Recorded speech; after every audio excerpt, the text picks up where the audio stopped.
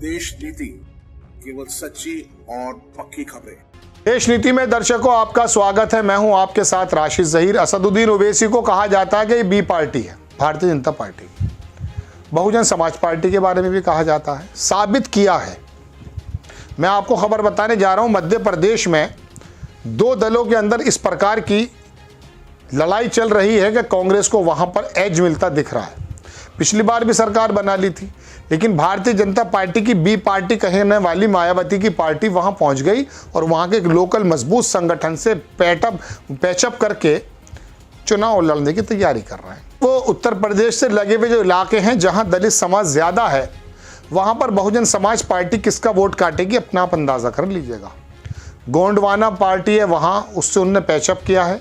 178 सीटों पे खुद लड़ेंगे और बाकी सीटें दे रहे हैं वो उस पार्टी को।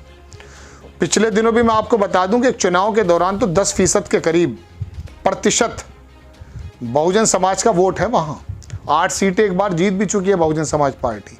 लेकिन इस बार जो भारतीय जनता पार्टी को फ़ायदा पहुँचाने के लिए ये काम किया गया है, वो देखिए, लोगों का ऐसा ही कहना है कि एमपी में गोंगपा बसपा में चुनावी गठबंधन, सीटों का बंटवारा, बहुजन समाज पार्टी 178 और गोंडवाना गणतंत्र पार्टी 52 सीटों पर चुनाव लड़ेगी। ये सीधा सीधा भारतीय जनता पार्टी को फायदा पहुंचाने का काम किया जा रहा है। हालांकि ये बात भी गलत है कि क्या उन्हें लड़ने का अधिकार नहीं है। लड़ने का बिल्कुल अधिकार है, लेकिन जब आप कहती हैं कि हम किसी के साथ नहीं जाएंगे लोकसभा में, तो आप अपनी पार्टी का वजूद बनाइए। आप उत्तर प्रदेश के अंदर अभी तक इंडिया गठबंधन के साथ अगर राष्ट्रीय स्तर पर आने को तैयार नहीं है मायावती जी, हो सकता आ जाए भविष्य में, लेकिन अभी तो वो सिर्फ वोट कटवा टाइप की ही पार्टी महसूस दे रही है। 2022 के उत्तर प्रदेश के चुनाव में क्या हुआ है मैं बताऊंगा, मध्य प्रदेश भी लाऊंगा आपको। 2022 के चुनाव में क्या हुआ है, मैं एक बार एक प्रोग्राम में था सत्यहिंदी.com पर, वहाँ एक अमेरिका के साथी थे कार्तिकेयन साहब, वो मुझसे पूछ रहे थे। मैंने कहा कि समाजवादी पार्टी को लगभग 40% वोट मिल जाएंगे। उन्होंने कहा 40% वोट में तो अखिलेश यादव चीफ मिनिस्टर बन जाएंगे। तो वो 40 तो नहीं मिल पाए दर्शकों, लेकिन 37% ज़रूर मिल गया था समाजवादी गठबंधन को। अब हुआ यूँ है कि समाजवादी के पूरे इतिहास में इतना वोट नहीं आया, लेकिन उसने ओबीसी का और तमाम वोटों को काट करके जो भारतीय जनता पार्टी की रीढ़ की हड्डी बना हुआ है उत्तर प्रदेश में, जितना पिछला समाज है वो भारतीय समाज पार्टी को वो बीजेपी को जाता है। अखिलेश यादव ने ये रणनीति अख्तियार करते हुए मुस्लिम यादव और बहुत सारा ओबीसी इकट्ठा करके 37% ले आए थे। तो भारतीय जनता पार्टी ने किया क्या, कुछ किसी की निगाह नहीं थी, हमारी भी निगाह नहीं थी। बसपा का वोट, मायावती जी चुप रही, बोली ही नहीं इलेक्शन के दौरान। आधे इलेक्शन के बाद जब अमित शाह ने कहा कि मायावती जी को बोलना चाहिए, आगे बोलना, काम करना चाहिए, तब जाकर तो वो बोली थी। वहाँ के लोगों को मैसेज दे दिया, बहुजन समाज पार्टी का बहुत सारा बड़ा वोट खिसक करके चला गया भारतीय जनता पार्टी में। सरकार फिर दोबारा से बन गई। तो ऐसे ही होता यूँ है दर्शकों कि ये मध्य प्रदेश में लड़ेंगी।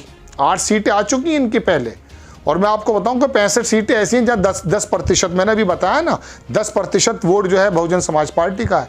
लेकिन ये पार्टियों के साथ गठबंधन करके कांग्रेस का वोट हड़पना, चूंकि वहाँ 21% आदिवासी है और आदिवासी इस समय भारतीय जनता पार्टी से नाराज है। कर्नाटक में भी देख लिया हमने ये। तो वो तमाम आदिवासी और तमाम बाकी जो इंसाफ परस्त आदमी जो लोग हैं, वोटर्स हैं, मुस्लिम हैं और बाकी जो बहुत सारा ओबीसी वर्ग है, वो इकट्ठा होकर कमलनाथ की सरकार में बनवाना चाहता है। 18-20 साल की इंटी इनकम्बेंसी को दूर वहाँ पर ज़बरदस्त है, लेकिन मायावती वहाँ बड़ी तन्मयता से पहुँच गई हैं। ये वाली तन्मयता 2022 में नहीं दिखाई थी इन्होंने। तो ये एक बड़ी खबर है दर्शकों कि ये इनडायरेक्ट वे में किसी प्रकार से भारतीय जनता पार्टी को फ़ायदा पहुँचाने के ही बारे में कहा जा सकता था। आप देखें, मैं 1-2 आंकड़े मैंने निकाले थे इसके अंदर कि मध्य प्रदेश में बहुजन पार्टी की ताकत का अंदाज़ा इसी बात से लगाया जा सकता है कि 2008 के विधानसभा चुनाव में बीजेपी ने 143, कांग्रेस ने 71 और बसपा ने 7 सीटें जीती थी। बीजेपी को मिला था 37%, कांग्रेस को मिला था 32% और बसपा ने 9% वोट हासिल किए थे। अब तक के इतिहास में सर्वश्रेष्ठ प्रदर्शन था बहुजन समाज पार्टी 29 सीटों जीत के लिए। बहरहाल वो लंबी खबर है। 2018 में भिंड विधानसभा में जो इनके कैंडिडेट थे वो फिर वापस भाजपा में चले गए थे। यही होता है कि वो भाजपा में चले जाते हैं। भिंड के विधायक थे संजीव सिंह, बीजेपी में शामिल हो गए थे 2018 में, जीते तो थे। तो ये सीटें हैं सतना के रामपुर में जो मुरैना जिले की दामनी, ये सीटें हैं तमाम जो मैं आपको दिखा रहा हूँ। इसके अंदर 2018 और 93 के बीच चुनाव में बहुजन समाज पार्टी चुनाव जीत चुकी है। प्रदेश की 65 सीटों बसपा का वोट बैंक 10% तक रहा।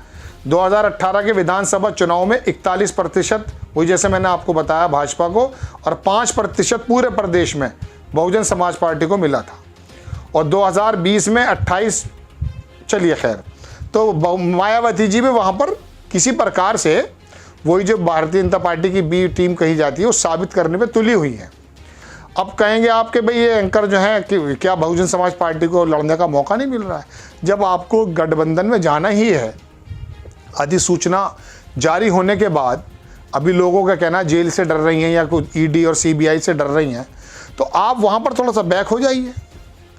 लेकिन मैं आपको बताऊं, बहुत बड़े एक पत्रकार थे, मैं 2 साल पहले सुन रहा था किसी उसमें, दीपक शर्मा, उन्होंने कहा कि अमित शाह की, ये प्रोग्राम में बना चुका हूँ किसी और चैनल पर, अमित शाह की भारतीय बहुजन समाज पार्टी के बहुत बड़े नेता से बात हुई थी कि 100 कैंडिडेट मुस्लिम उतारेंगे आप बहुत मजबूत, उत्तर प्रदेश के चुनाव से पहले की बात बता रहा हूँ।